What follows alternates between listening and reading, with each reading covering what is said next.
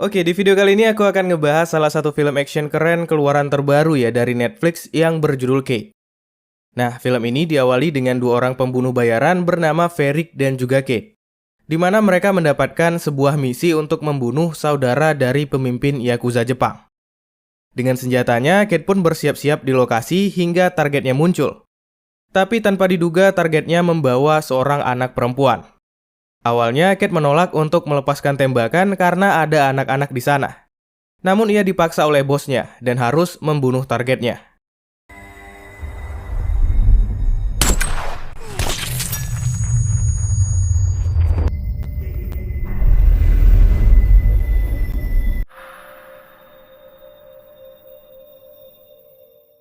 Cerita berlanjut saat Kate menjalani hidupnya di Jepang seperti orang pada umumnya. Suatu malam ia bertemu dengan seorang pria dan menghabiskan waktu berdua bersamanya. Setelah itu tiba-tiba Kate mendapatkan sebuah pesan bahwa ada tugas baru untuk membunuh pemimpin Yakuza Jepang yang bernama Kijima pada malam itu. Seperti biasa, Kate bersiap-siap di posisinya menunggu targetnya terlihat. Sialnya entah kenapa saat akan menembak, Kate mengalami sakit kepala hebat sehingga tembakannya meleset. Karena hal itu, lokasinya diketahui oleh anak buah Kijima. Dan Kate langsung kabur mencuri sebuah mobil, kemudian pergi dengan kecepatan tinggi. Malangnya karena melaju terlalu cepat, ia mengalami kecelakaan dan tidak sadarkan diri.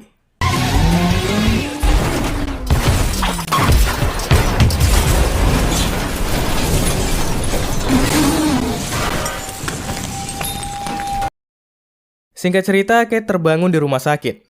Sang dokter menjelaskan tentang kondisinya, yang ternyata ia sudah diracuni. Tapi bukan sembarang racun ya. Racun yang ada di tubuh Kate adalah zat radioaktif berbahaya. Ya bisa dibilang seperti radiasi yang dihasilkan oleh nuklir, yang akan menghancurkan organ dalamnya. Sang dokter juga menjelaskan bahwa hidupnya hanya tinggal sehari lagi. Kate pun tidak mau menyerah. Ia mengingat bahwa pria yang ia temui sebelumnya pernah memberinya sebuah minuman. Mengingat hal itu, Kate memutuskan untuk kabur dari rumah sakit dan mendatangi rumah pria yang pernah tidur bersamanya. Nah, pria itu berkata ia disuruh oleh seseorang yang merupakan anak buah Kijima, si pemimpin Yakuza yang mau ia bunuh. Mendengar perkataannya, Kate marah besar. Kemudian ia memutuskan untuk balas dendam membunuh Kijima. Tak pakai lama, Kate mendatangi sebuah restoran markas para Yakuza. Di sana ia membunuh satu persatu Yakuza yang ada sembari bertanya di mana Kijima berada. Namun tak satu pun dari mereka mengetahui keberadaan Kijima, yang katanya saat itu sedang bersembunyi. Hingga suatu ketika pistolnya entah kenapa rusak, dan karena hal ini adu pukul terjadi.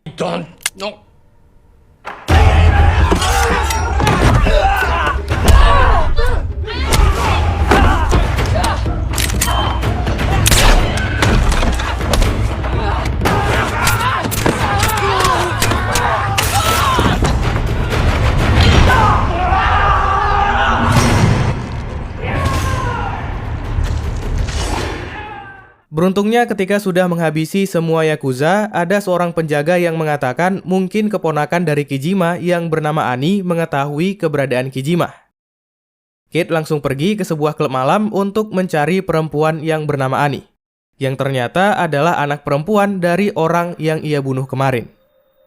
Walaupun dihantui rasa bersalah, Kate terpaksa menculik Ani untuk menemukan Kijima. Menggunakan handphone Ani, Kate menghubungi seseorang bernama Renji, yang merupakan wakil dari Kijima. Kate mengatakan kalau Ani mau selamat, Kijima harus datang menemuinya. Anehnya, mendengar keponakan bosnya diculik, Renji tidak menghubungi bosnya, dan malah menyuruh anak buahnya untuk membunuh Ani yang sedang bersama Kate. Kemudian tempat berpindah di sebuah lokasi di mana Kate sudah menunggu. Tapi ketika berjumpa, ternyata Kijima tidak datang. Dan karena tidak ada Kijima di sana, Kate memutuskan untuk pergi. Melihat hal ini, anak buah Renji tidak tinggal diam. Mereka langsung bertindak untuk membunuh Kate.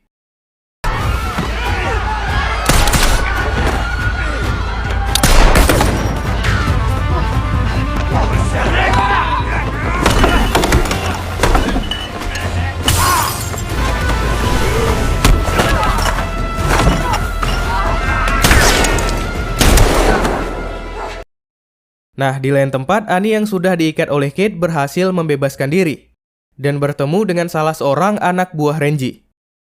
Naasnya bukannya diselamatkan, ia malah mau dibunuh. Beruntungnya Kate datang dan menyelamatkan Ani.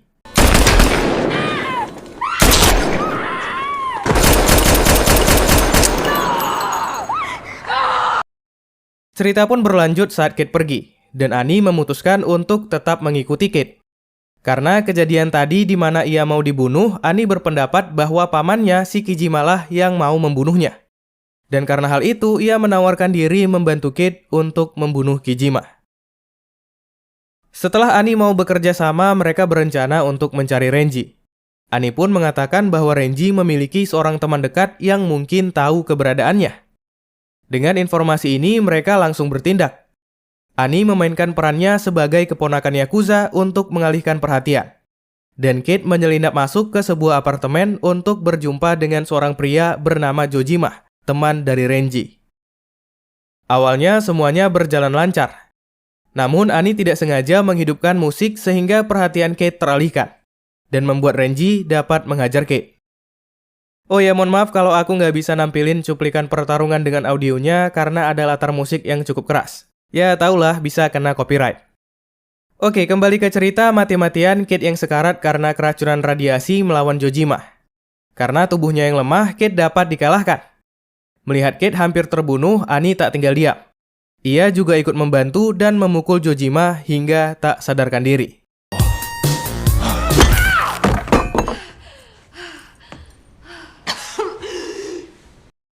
Sehabis mengalahkan lawannya, Ani memeriksa handphone Jojima dan mendapatkan lokasi di mana Renji berada. Berdua mereka menghentikan mobil Renji di tengah jalan. Kemudian dengan epiknya mereka membunuh anak buahnya dan bertanya di mana Kijima berada. Dari informasi yang Renji katakan, Ani mengetahui di mana Kijima bersembunyi dan langsung pergi ke sana. Di tempat itu, Kate masuk seorang diri dan akhirnya berjumpa dengan Kijima yang selama ini ia cari. Nah, di percakapan ini mulai agak membingungkan ya. Kijima selalu menggunakan peribahasa-peribahasa yang sulit dipahami. Tapi kesimpulan dari pembicaraan mereka, Kijima mengatakan bahwa ia bukanlah orang yang meracuni Kate. Kemudian Kijima memberitahu mereka berdua itu sebenarnya dijebak untuk saling membunuh. Dan pelaku yang sebenarnya adalah sahabatnya sendiri, yaitu Ferik, yang bekerja sama dengan Renji yang mau merebut kekuasaan Kijima sebagai pemimpin Yakuza. Mendengar perkataan Kijima, Kate tidak langsung percaya dan tetap ingin membunuh Kijima. Sialnya, ternyata perkataan Kijima benar. Di waktu yang sama, Ferik datang ke sana dan bertemu dengan Ani. Di pertemuan ini, Ferik mulai menghasut Ani dengan mengatakan bahwa Kate adalah orang yang sudah membunuh ayahnya. Mendengar hal ini, Ani jelas marah kepada Kate, orang yang selama ini ia percaya. Dan tiba-tiba suara tembakan terjadi.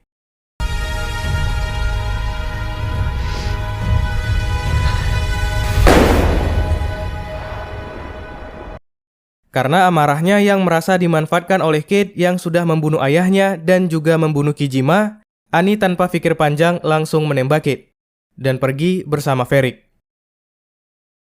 Namun nasib masih berpihak kepada Kate. Tembakan Ani rupanya meleset dan hanya menggores wajahnya. Kemudian ia ditolong oleh Kijima yang masih hidup.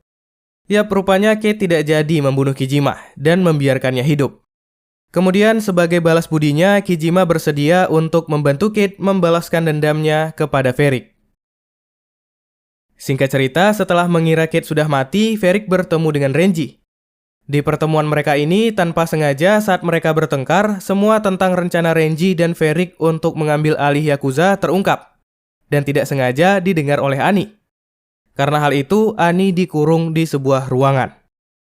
Malangnya, tanpa mereka ketahui, Kate dan Kijima yang masih hidup sedang menuju ke tempat mereka.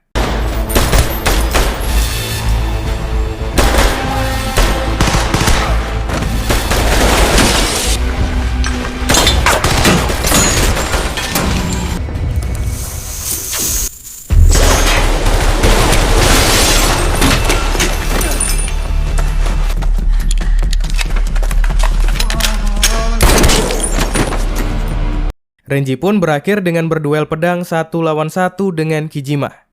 Dan dengan mudahnya dapat dikalahkan. 大体時代は変わったんだよ。昔とは違うんだ今。